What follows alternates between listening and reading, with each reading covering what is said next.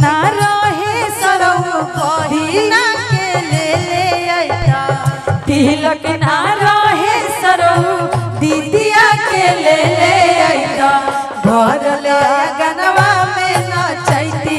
तहरा बहिनी के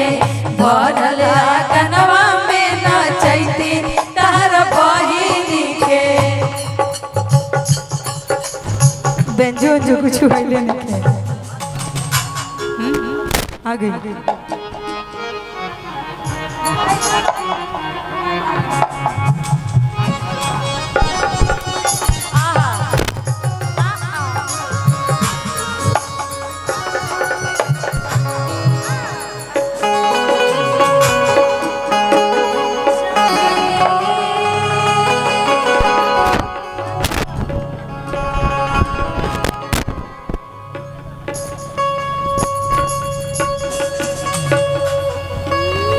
चले तब तक है भैया भरल आंगनवा में नचैती तहरा बहिनी के भरल आंगनवा में नचैती तहरा बहिनी के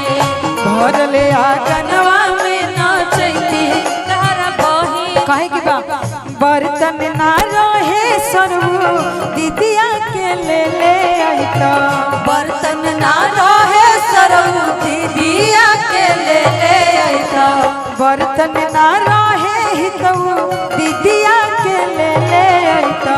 भरल आंगनवा में नचैती तहरा बहिनी के भरल आंगनवा में नचैती तहरा बहिनी के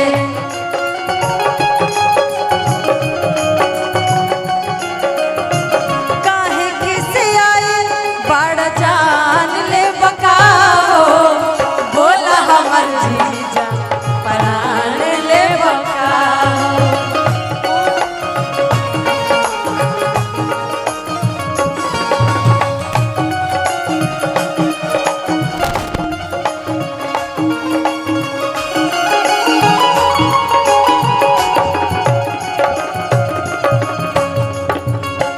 और देखिए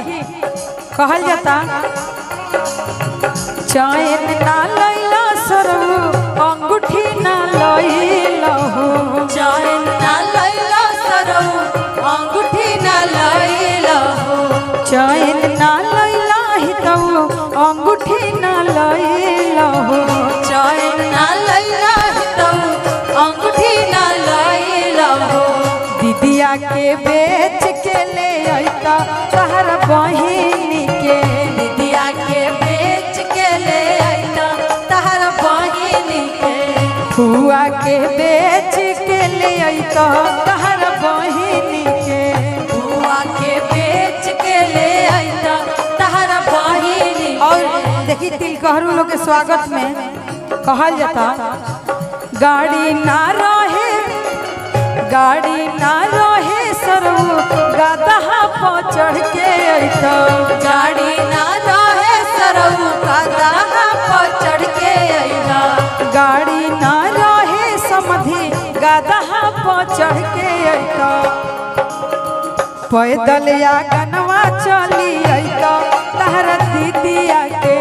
पैदल आंगनवा चली अइता तहरा दीदिया के पैदल आंगनवा काहे अइला तहरा दीदिया के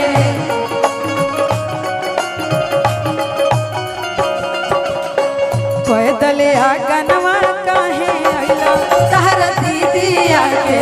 पैदल आंगनवा काहे अइला तहरा दीदिया के पैदल आंगनवा काहे अइला तहरा दीदिया के पैदल आंगनवा